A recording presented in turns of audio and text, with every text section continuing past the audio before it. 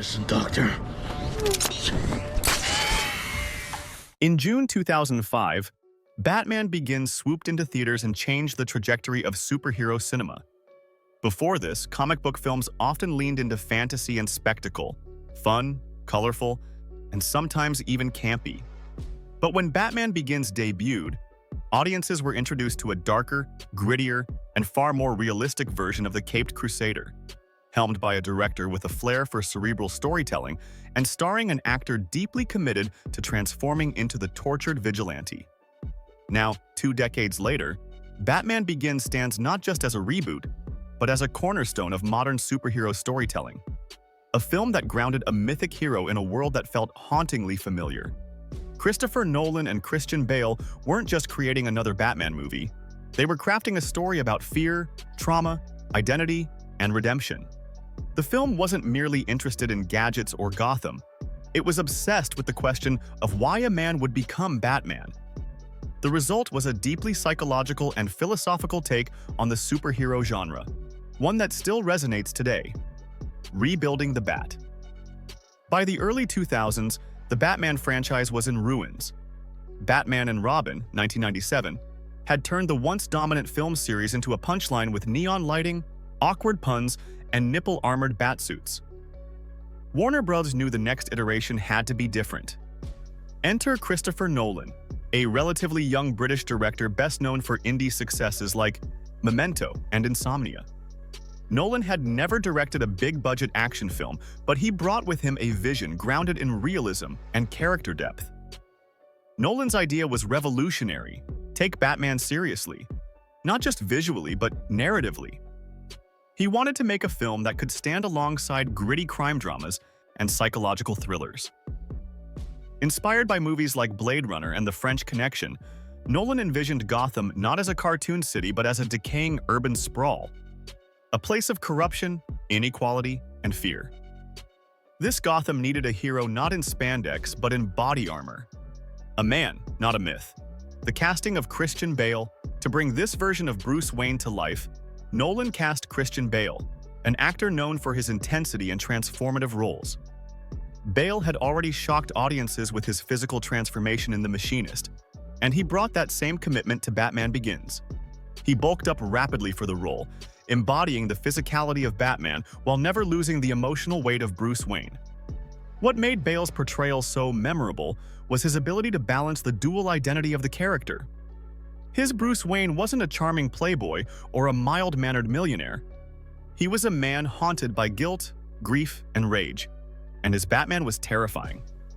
Bale introduced a voice, gravelly, growling, and intimidating, that instantly distinguished the man behind the mask.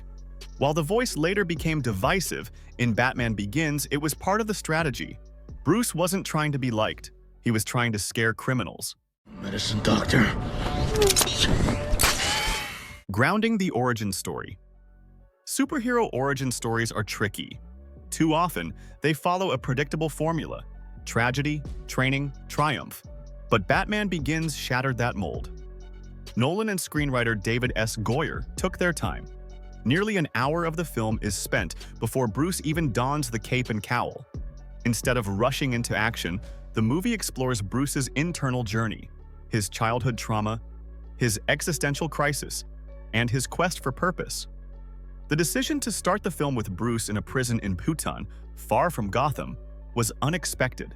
It set the tone immediately. This was not a comic book movie as usual.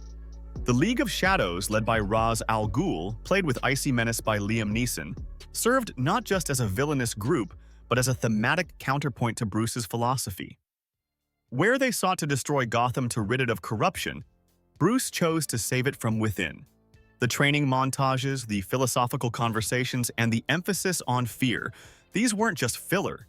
They were building the psychological foundation for Batman. Fear, Nolan emphasized, was both the tool and the enemy. Bruce had to master it, weaponize it, and eventually become it. A real-world Gotham. Perhaps the most striking aspect of Batman Begins was its visual and tonal realism. Gone were the fluorescent colors and exaggerated sets of earlier Batman films. Gotham felt like a living, breathing city. shot largely in Chicago and enhanced only sparingly with CGI. Production designer Nathan Crowley crafted an environment that mirrored modern urban decay, blending skyscrapers, slums, and shadowy alleyways. The technology, too, was rooted in plausibility. The Batmobile, reimagined as the Tumbler, looked more like a military prototype than a sleek sports car.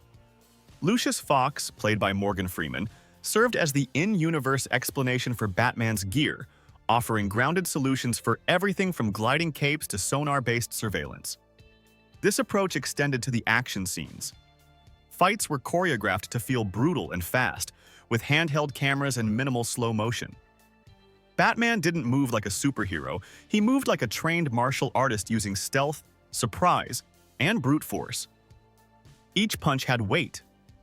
Every takedown felt real, a cast of heavyweights. Batman Begins wasn't just a vehicle for Bale. The supporting cast added gravitas and depth to the film's grounded tone.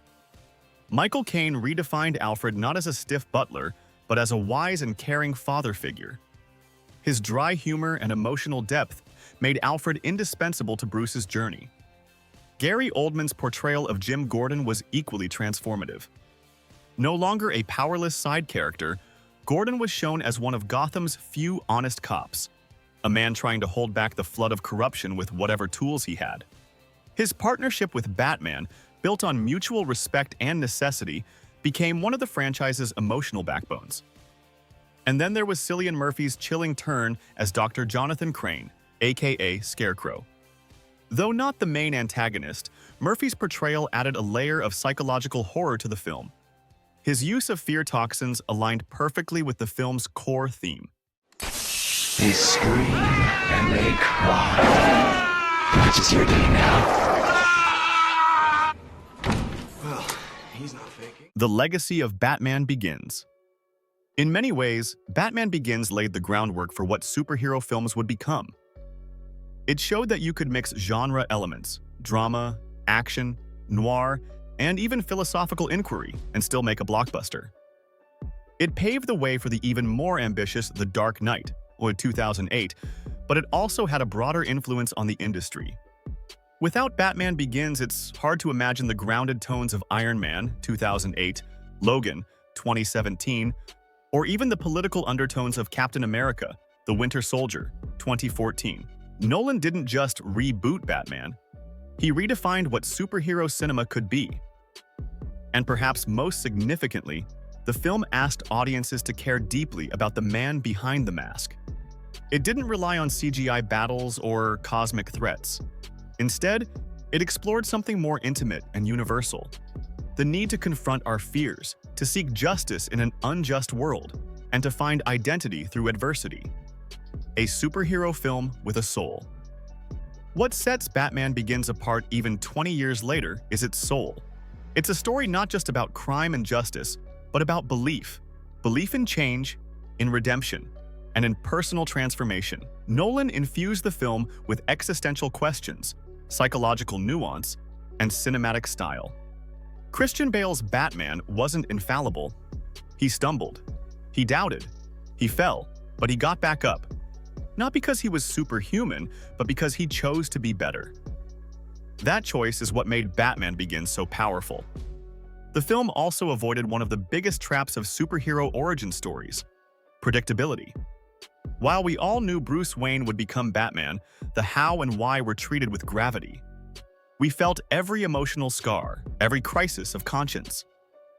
By the time he dons the cape, we understand that this is not just a costume.